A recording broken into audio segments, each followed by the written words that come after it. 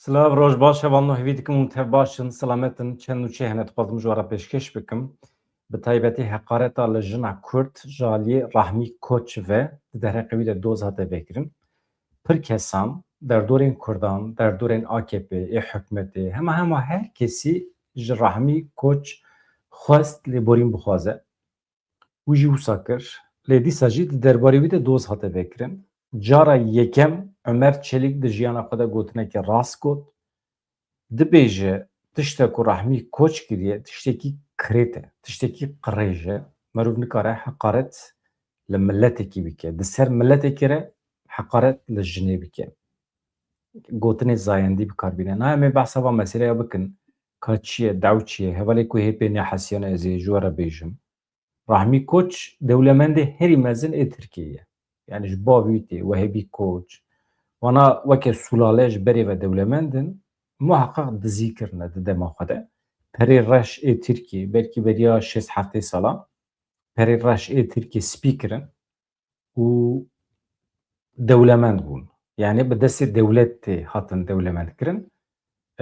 Bi bavê vî ye dest pê kir. Wehebî Koç piştre jî aniha malbat hemî dewlemendin. Yani milyarderin. Nîvê Tirkiyeyê wan e.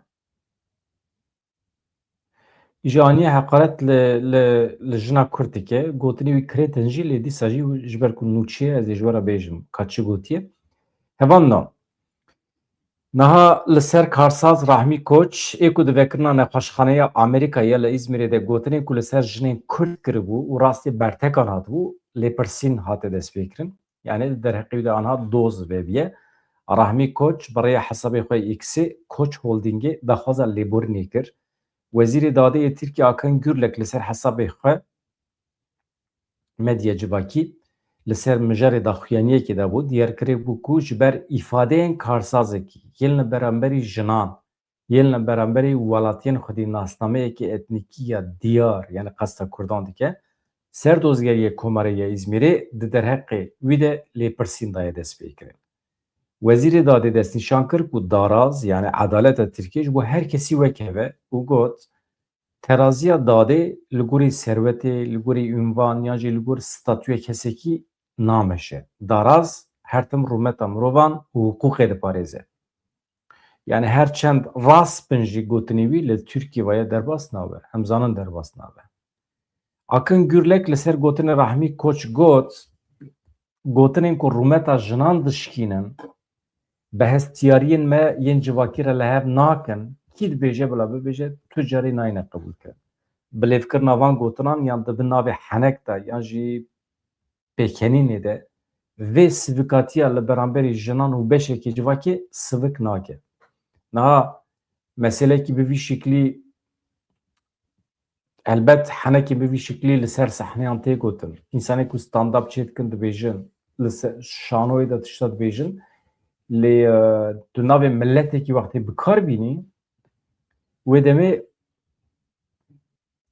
heqaret li milletekî dibe. İja çi gotiye em ê li dijî her nêzîkatiya cihêkar ya li beraberî rûmeta jinên me, welatiyên me bi biryardarî em ê rawestin.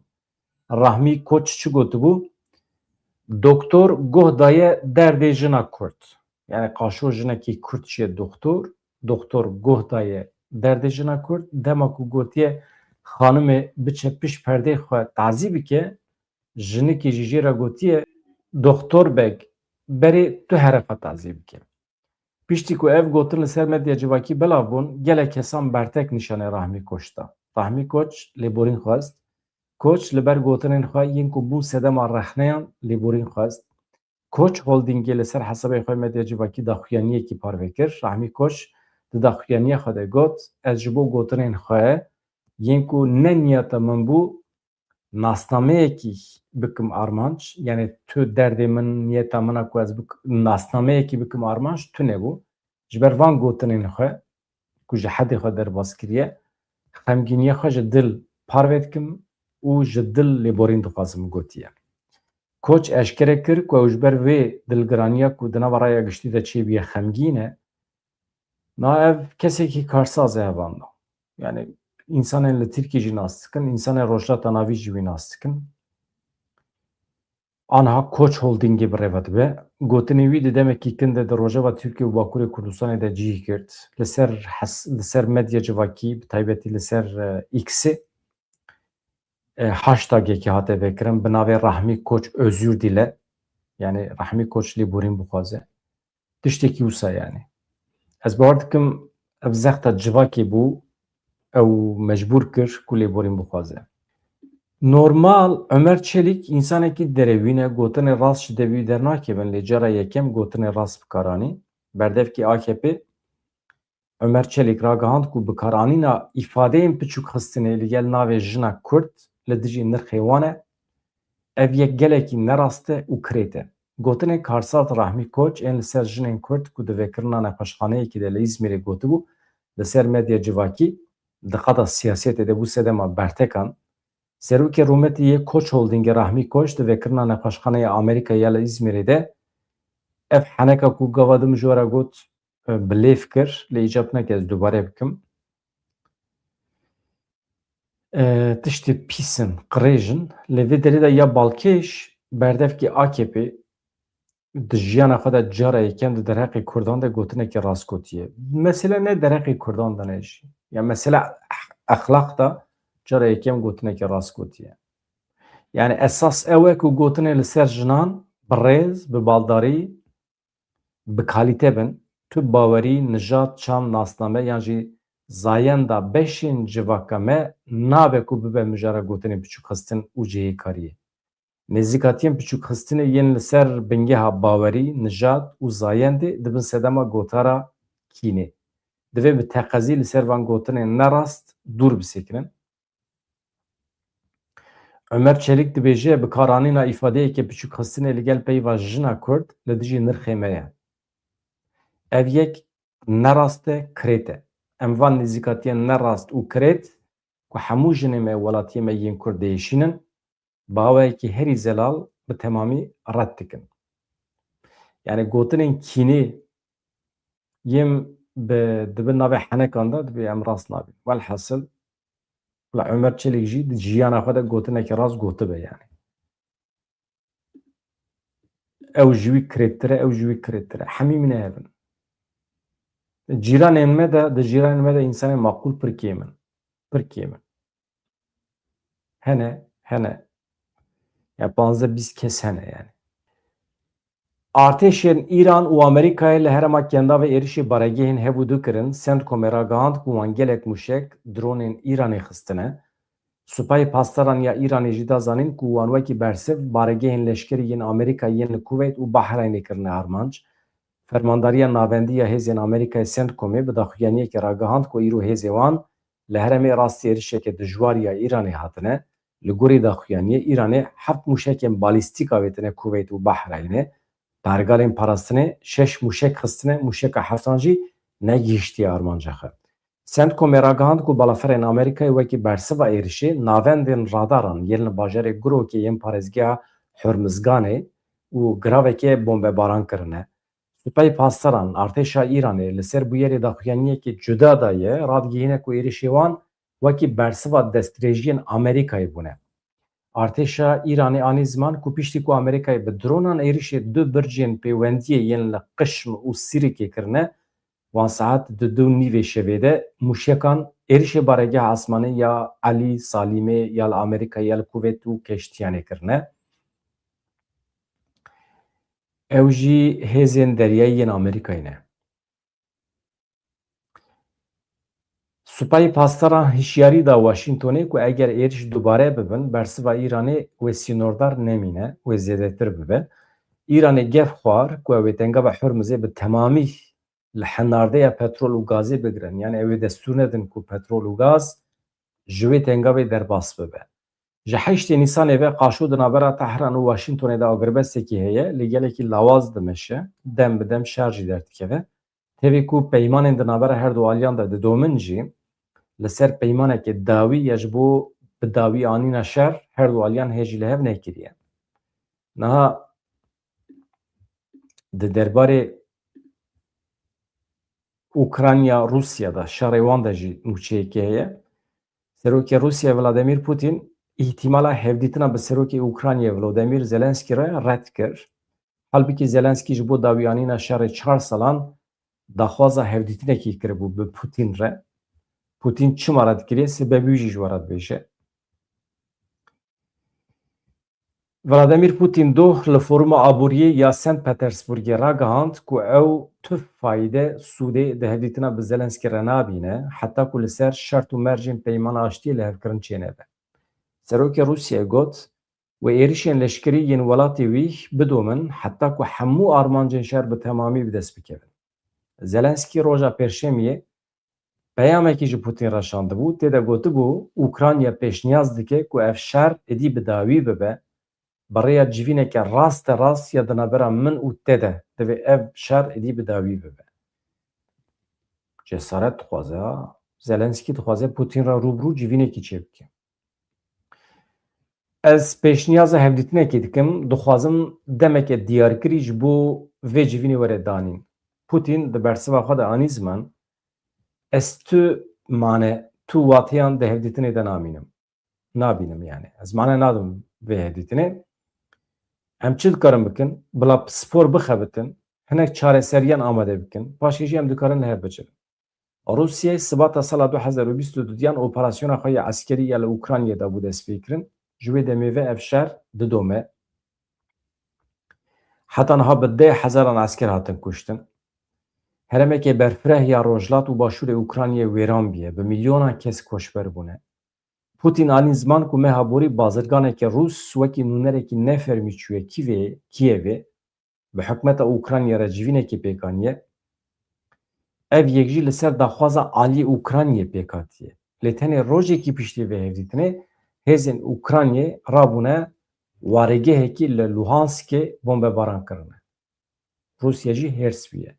Di encamê de 22 kes hatine kuştin wê derê, piraniya qurbaniyan jî keç bûne. Qîzên mektebê bûne. Yani dibêje manaviya çi ye? Ev daxwaza yani radibin di vê demê de daxwaza hevdîtinê dikin, di aynî demê de jî êrişên hovane pêk dînin. Jin û zar û tên kuştin. Zelenskî piştî bersiva Putin diyar kir, mixabin aliyê Rûs carekî din şer dixwaze, şer hilbijartiye. Her kesî bersiva îro bihîstiye, bersivekî lawaz bû. Rûsya naxwaze şer bi dawî bibe. Niha di derbarê şerê Rûsya Ukraynayê de hatiye plankirin hevanî. Roja yekşemiyê yani sibê Zelenskî biçe Londonê bi serokkomarê Fransê Emmanuel Macron re bicive li wê derê Londonê hemî tên cem hev. Serokwezîrê Brîtanyayê Keir Starmer jî li wê derê ye. Serokwezîrê Almanya Friedrich Merz jî. Ew li wê derê bin ew ê bicivin. Di derbarê qedera şerê Rûsya Ukraynayê de ew ê biryaran bidin. Zanin Ukrayna ne bi tena serê xwe ye. Almanya, Fransa, İngiltere hersî hêzên sereke ne ku piştgirî didin Ukraynayê li hemer Rûsya. Armanca vê civînê ew e ku vîzyoneke nû bide hewldanên bi dawîkirina şer. Ka em binir. Ya bixêr. Niha keştiyekê Tirk bû hedefa êrişaniya. Ew jî nêzê Ukraynayê li derya reş. Êrişê keştiyeke masîgiran aba alaya Tirkiye hatiye kirin. Di wê keştî de çi heye? Dibin navê masîgeriyê de di wê keştî de çi dibin, çi tînin? Dewleta Tirkiye merû nizane. Dibe ku keştiya kesê din be jî ala Tirkiye li ser e. Di encama êrişê de kesekî mir 4 kes birîndar bûn. Keştî jî ket binê avê. Li Rojavayê Qirmê li nizîkê Sivastopolê êrişê keştiya bi alaya Tirkiye hatiye kirin bi navê Duru 67. Keştiya masîgiran ya bi navê Burak Kaya têda 5 birîndar hebûn piştî êrişê ber bi bendera Îneboliyê ve birêket. Lê yek ji wan birîndaran di rêda jiyana xwe wenda kir. Rewşekî bi vî şeklî heye. Em derbasê Rojavayê Kurdistanê dibin hevanî. Niha hala hazır nêzîkî 14,000 malbatên Kurd yên ji Serêkaniyê dixwazin vegerin cî û warê xwe. Dixwazin vegerin Serêkaniyê û gundê we. 14,000 malbat anha navê wan hatine qeyd kirin, radestî hikûmeta Sûriye hatiye kirin. Ev pêşketinekê nû ye. Çawa ku li Efrînê însanê me vegeriyan, anha Serêkaniyê jî însanê me wê vegerin. Berdevka Komîteya Koçberên Serêkaniyê ya Rojavayê Kurdistanê Zehra Somayê ev agahî da, dibêje piştî bi dawîhatina vegera koçberên Efrînê wê vegera koçberên Serêkaniyê jî dest pê bike. Ew di asta yasayî mirovî de xebatê xwe didomînin. Vegereke ewle bi rûmet ji bo koçberan çê bibe. Vegerekî bewle maye. Vegerekî bi rûmet çi waye? 2018 hêzên dewleta Tirkiyeyê êriş kirin. Pir însan kuştin. Bi hezaran, bi dê hezaran însan koçber bûn. Zarokên Serêkaniyê anha di bin çadira de hatine dünyayê. 14 salî, çend salî ne? 2018 8 sal çêbû. Vana ew qas bêbextin. Anha vegerekî bi rûmet çawa çê dibe? Malê wan hatine desteserkirin, zeviyê wan hatine desteserkirin, dewleta li wê derê dewleta qaşo dewleta Kurdan e, îddia dike dewleta Kurdan e. Mala Kurda xerab kir li Serêkaniyê. Ana hêj derneketine. Derneketine. İnsanê me vedigerin. Tişta acîb çi ye hûn zanin hevan no? Mafên esasî ê milletekî heye, tamam, em jê re dibêjin mafên netewî. Dewleta Tirkiye ji bo van mafên netewî nas neke, yan jî millet meşgûl bike, radibe pirsgirêkên navberê çê dike. Mesela insana davêje hepsê, deverên nû dagir dike, komkujiya pêk tîne, insana dide koçberkirin, îdî tu ji mesele esasî dûr dikevî pê van meseleyê ku wan bi xwe afirandiye. Mesela Kurd meseleyekî 100 salî ye, tamam, em ji bo çareseriya vê meselê ketine serê rê. Lê dewleta Tirk pirsgirêkan çê dike, bi çareserkirina pirsgirêkê ku bi xwe derdixe, wekî lütuf dibîne. Yani dixwaze mîna ku diyarî dabe Kurda. Em bêjin çawa? Siyasetmedarê Kurda davêje hepsê, normal berê ew ne hepsê de bûn, tamam. AKP bi xwe probleman derdixe. Siyasetmedarê Kurda davêje hepsê. Piştî demekî berdide. Wextê ku berdide em dibêjin AKP însanê me berda, divê manê baş e. Ya başin nekî. Wî bi xwe ev problem çêkir. Tam berovajî divê tazmînat bide van însanan, divê lêborîn bixwaze. Çünkü em mağdur kirin. Qayyum davêje ser şaredariyê, tamam. 2-3 sala qayyum birêve dibe. û paşê qayyumê xwe vedikişîne, em dibêjin wa AKP çi qas baş e. Qayyumê xwe vekişand. Ya wextê ku qayyum danî ser şaredariyên me em mağdur kirin, perê me dizî, şaredariyê me de ser kirin. Problem derxist. Divê naberê de çi dibe? Em bi meselê wan meselê biçûk re eleqedar dibin. Kî di hepsê de ye, kî derdikeve, kî azad dibe, kî qayyum e, kî çawa qayyum derdike. Yani hemî problemên navberê. Talî problem dibêjin jê re. Me bilî dike, meşgûl dike. Meşgûl dike, hêza me, quweta me, enerjiya me ji me distîne. Jeva Serêkaniyê jî wisa ye. Tê Serêkaniyê dagir dike, tonkî mağduriyet derdixe, anha rê li ber vegerê vedike. Heyş salê me çi bû? Ew qas însanê ku hatin qetilkirin çi bû? Mağduriyet çi bû? Her heyş sala dibinê çadira de bijîn. Hele hûn wekî însanên bi rûmet, hûn xwedî axa xwe ne, xwedî zeviyê xwe ne, xwedî mal û milkê xwe ne. Nişkeva dewlet tê we dixe der, hûn diçin heyş sala, neh sala dûr disekirin ji welatê xwe. Hûn hewciyê pariyekî nan dibin. Ya berrûmetî ji vê mezintir heye? Ne karekî wê heye, ne ew dikarin pereqezenj bikin, ne ew dikarin êdî îdare xwe bikin. Halbuki tu fêr bûyî ji heywan û ji zeviya îdare xwe dikî. Fêr bûyî yani hezar salan e wîsayî. Ama ji nişkeva tu bî koçber. Yani dewleta Tirkiye tenê berrûmetiyê layıqê me dibîne. Ji bo yê مرو ve devleti afûneke. Ancak çawa li ser navê devletê yek radibe revêberên devleta Tirkiye ji ber hemî kirinên xwe ê hovane ê terorîstî ji miletê Kurd lêborîn dixwaze, tazmînat dide, çok dide, efû dixwaze û soz bide ku ji vir û pêve ew ê nekeve nava xetayên wisa, ne sûçên wisa. Vaya rast dibêjî ya, malbata Koç destaniye ser mal û milkê Ermenî û Rûma hat bîra min, temam. Û perê reş ku min got ev e. Rast e. Niha wextê milletê Rûm û milletê Ermen hatin dersînorkirin ji Anadoliyê, mal û milkê wan maye.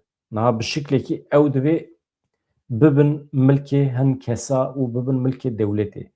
Dewlet nikare destayîne ser bike malê dewletê ji ber ku sûç e. Rahmî Koç bavê wî Wehbî Koç, malbata Koç hatin bikaranîn di vê rê de. Wala ê Sabancı'ya nizanim nava vegera Serêkanî mühim e. Rêzdar Zehra Somê dibêje aniha eger vegera ber bi Efrînê ve eger bi dawî bibe dibêdî em dest pê dikin ji bo Serêkaniyê dikevin nava hereketê. Di asta yasayî mirovî de xebatên xwe em didomînin ji bo vegerekî bi rûmet. Amedekariyên vegerê aniha di kîjan qonaxî de ne, di kîjan astê de ne, di qonaxa taqîbatê de ne, şopandinê de ne. Civînê me hene bi şandeya Serokkomariya Sûriyê re. Sê sûd û pêncî malbatên ji taxa Xêwêran a Hesekê. Yani gelek malbatên Ereb hene li Serêkaniyê ne derneketine. Malbatê çeteyan e. Divê pêşî ew malê Kurda biterîkînin, ji wê derê derkevin. Paşê 14,000 malbatê ku aniha navê xwe qeyd kirine li cem hikûmeta Sûrî, ew ê pey derpê vegerin Serêkaniyê. Rewşekî bi vî şiklî ye. Ya. Nav malbata Koç rast dibêjî hevano. Ev Wehbî Koç, malbata Koç destanî ser malê Ermeniyan û ê Rûma. Gelo diasporaya Ermenî ya li Ewropayê nikare daweyekî veke. Çünkü Ermenî bi giranî li derdora meletî bûn. Ew ji mîna Kurda mal û milkê wan hebû. Dewlemend bûn, xwe bi pez û heywan xwedî dikirin, bi rênjberiyê xwedî dikirin. Erdê wan pir zêde bû. Ji ber ku ne bisilman bûn, hatin dersînorkirin. Milyon û nîv Ermenî ji Anadoliyê, ji Mezopotamiyê hatin derxistin. Ermenî ku man li Kurdistanê jî xwe veşartin. Hem fîzîkî xwe veşartin, hem jî nasnama xwe veşartin. Gelek ji wan di malê Kurdan de man. Êşekî diramekî pir mezin. Evaya polîtîkaya dewleta Osmanî bû. Pêşî însanên nebisilman ji Anadoliyê derbixin. Wextê ku Cumhuriyet çêbû jî însanên ne-Tirk ji Anadoliyê derbixin. Ya bi temamî yani Anadolu bi temamî bibe Tirk û bisilman. Ja Kurd ji ber ku bisilman bûn ji wê komkujiyê saxî filitin. Çünkü Asûrî Suryanî jî hatin sürgün kirin. Êzidî jî. Yani ew qas êzidî çima li Ermenistanê ne? Çawa çûn wê derê? Gürcistanê. Ya. Hemî ji ber van meseleyan bû. Anadolu divê temamî bibe bisilman. Mesela eger hûn bidin berçav hevanna, milyon û nîv Ermenî hebû li Anadoliyê wê demê. Hem li Bakurê Kurdistanê hem Tirkiye. Nüfusa Türkiye bi temamî 12 milyon bû wê demê. Dike çi? Dike sedî 11. Yani ji 100 kesî 11 wan Ermenî bûn. Li Bakurê Kurdistanê û Tirkiye. Eğer sağ bana tekabül çıkas insanan dikir 10 milyon. İro le Türkiye û Bakurê Kurdistanê eger ew komkujî çê nebiya komkujiya 1915 îro hala hazir 10 milyon Ermenî hebûn li Mezopotamya û Anadoliyê. Ya. Mal û milkê wan çibû? Malbatên wekî koç bi rêya dewletê dest danîn serê.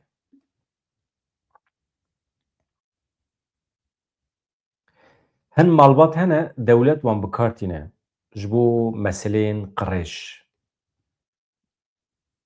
ji bo bermayiyên milletên ku rastî komkujiyan hatine. Di demaberê de jê re digotin ganîmet. Ganîmet heqekî ye. Dewletên ku diçin derme re dagir dikin, jê re dibêjin fetîh, yani rewa dikin, dest datîne ser mal û milkê wan însanan û jê re dibêjin ganîmet. Ve ya hemî jî zalimî kufr e. Ez xatir cû dixwazim hevalino mala we ava peyamên baş bûn.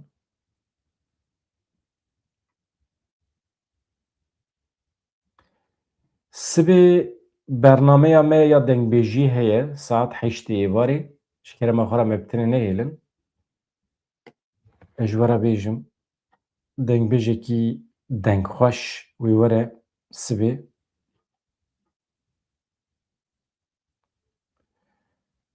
Rêber Serhed. Hozan Rêber Serhed wê bibe mîvanê xetîf bernamekî xweş xuya dike temamen. Ez nûçeyên deqeyê dawî binêrim eger tiştekî tune be hevalino. Mala we ava bibin abone ji kerema xwe re bibin endam vê kanalê hinekî bi pêş bixin hûn zanin pêdiviya me jî heye pêdiviya milletê me jî heye me bi tenê nehêlin daîma bibin abone ji hevalê xwe dostê xwe re bibêjin. Yani agahiyên nû hene di derbarê civîna Sirri Sakik û Tayyip Erdogan de ez nizanim tam çi ye. Sirri Sakik bi Serokkomarê Tirkiye Recep Tayyip Erdogan re bahsa evê kiriye. Ka Öcalan biryarên çi wa dikare bigire di demên pêş me de ji bo pêşî li pêvajoyê vekî. Ji bo gavên qanûnî hin pêşniyaz kirine Öcalan. Ew bi Tayyip Erdogan re hatiye nîqaşkirin. Ama Tayyip Erdogan ji xwe dizane. Yani ez tiştekî ez fehm nakim hevalino. Heqeten fehm nakim. Niha Öcalan bi heyeta Dem Partiyê re wextê ku hevdîtin pêk tîne. Heyeta dewletê jî li wê derê ye. Tamam. Heyeta dewletê 24 saat agahî dide Tayyip Erdogan. Tayyip Erdogan ji Dem Partî zêdetir xwedî agahdar e. Xwedî agahî ye. Ancak Dem Partî tiştekî dikare bike bibêje tamam me xeber daye Ewropayê, me xeber daye Kandîlê gotinên Öcalan di van şertan de pêk tên. Ew jî ancak bi rêya Dem Partiyê nabe. Yani ne mümkün bibe? Çünkü hêzên Partiya Karkerê Kurdistanê ya Ewropayê bi gotinên Dem Partiyê hereket nakin. Bi gotinên dewleta Tirkiye ancak dikarin hereket bikin bawerî pê bînin. Yani kanalekî direkt ya dewleta Tirkiye ancak dikare hevdîtin pêk bîne. Yan jî Öcalan bi xwe bi telefonê bi Ewropayê re dikare biaxife, bi Kandîlê re dikare biaxife. Yani piştî pêvajoya sal û nîv eger Öcalan hêjî nikare bi hevalê xwe yê dev re hevdîtinê pêk bîne, telefon bike, wê demê pêvajo qet pêş neket yani. Manawî tune ye.